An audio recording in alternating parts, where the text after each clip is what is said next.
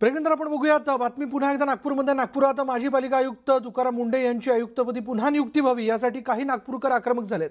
मुंढे विमानतळाकडे निघाले असता त्यांच्या निवासस्थानाबाहेर काही आंदोलनकर्ते त्यांच्या गाडीपुढेच झोपले।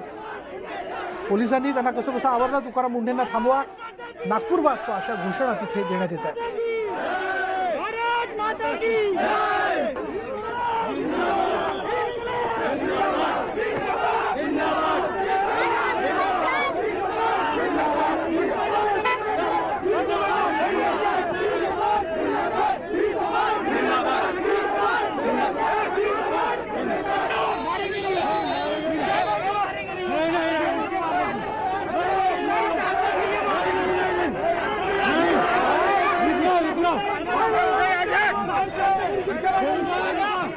यानंतर या बुलेटिनमध्ये इथेच थांबणार आहोत। पहा फक्त न्यूज 18 लोकमत।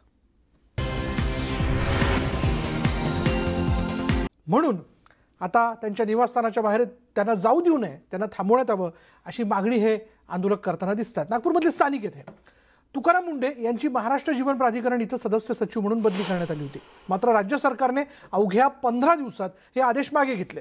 त्यांची नियुक्ती नेमकी कुठे केली जाईल याबाबत अद्याप कोणतीही माहिती समोर आलेली नाहीये। आणि या बदलीच्या आदेशानंतर त्यांनी फेसबुकवर एक व्हिडिओ पोस्ट केला। त्यात त्यांनी नागपूरकरांचे आभार मानले। अब मैं चल पडा मेरी राह की ओर अशा शब्दात तुकाराम मुंढे यांनी नागपूरकरांचा निरोप घेतला।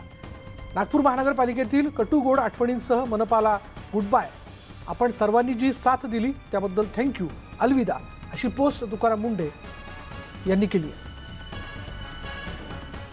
गेल्या 7 महिन्यांमध्ये आपल्या सर्वांचं प्रेम लाभलं, आपल्या सर्वांचं सहकार्य लाभलं। मला माहीत नाही की आपल्या अपेक्षा पूर्ण करू शकलो की नाही, परंतु माझा प्रयत्न मात्र मोर दॅन 100% होता। आणि म्हणून आपल्या सर्वांना जर पुढे जायचं असेल तर शासन, प्रशासन आणि नागरिक यांनी सगळ्यांनी एकत्र मिळून पुढे जाण्याची गरज आहे। पुढे पाहूयात यानंतर इतरही बातम्या। कंगनाने आता तिच्या ट्विटमधून शिवसेनेला राजकीय प्रश्नही विचारायला सुरुवात केली आहे। शिवसेना प्रमुख बाळासाहेब ठाकरे यांचा जुना व्हिडिओ ट्विट करत कंगनाने आघाडी करून शिवसेनेची एक दिवस काँग्रेस होईल असं म्हणल्याचा हा व्हिडिओ आहे।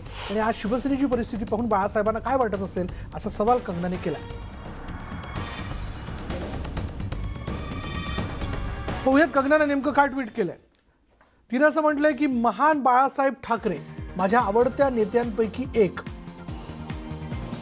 शिवसेना एक दिवस आघाडी करेल आणि काँग्रेस सारखी बनेल ही त्यांची सर्वात मोठी भीती होती। त्यांच्या पक्षाची अवस्था पाहून आज त्यांना काय वाटत असेल हे मला जाणून घ्यायचं।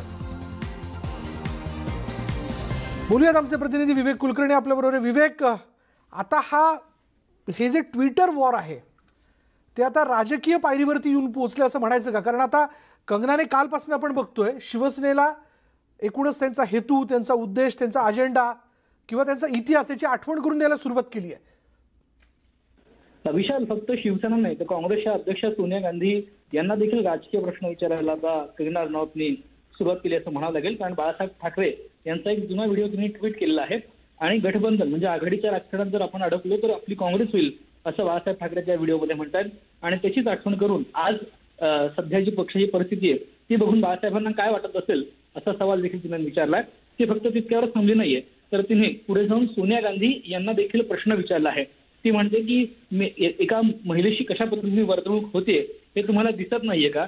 ज्या पद्धतीने सरकार तुमचं काम करतंय त्याच्यावरून तुम्हाला त्या सरकारला काही सांगावं वाटत नाहीये का असा तिने प्रश्न विचारलाय। तसंच सोनिया गांधी, तुम्ही पाश्चिमात्य जगात लहानाच्या मोठ्या झाल्यात, मी भारतामध्ये लहानाची मोठी झालेली आहे आणि तुम्ही देखील एखाद्या महिलेचा काय संघर्ष असतो याची तुम्हाला जाणीव आहे।